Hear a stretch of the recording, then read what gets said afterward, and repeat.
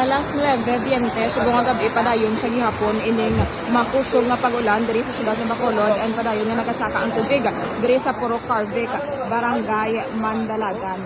Ay na taga-tuhod nga ining baha diri nga part o diri nga area makusog ining current dito sa Uluunhan, tagahawak na no ining baha pagwa na bala sa may Puro Carvic. So, subong kung ari ka sa akon nga pwesto, hindi ka gid makagwa kay kakusog sining current sang tubig. Sila diri ka mga pumuluyo, tigin na secure ini ila mga pamalay, kapangimos naman early ini mga tiyanggi.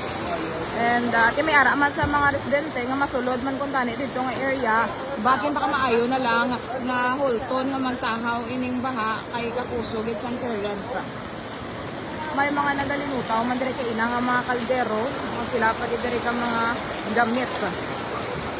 As of now, ang pag-ulan dire sa siyudad ng Bacolod nagapalayon hapon na batik kung i-compare kay ina mga alas 8 tutulog ito, masubong medyo tulog kalisi na lang, but makita naton ining effect no sining kayuyon nga pag-ulan kapin isa na ka oras.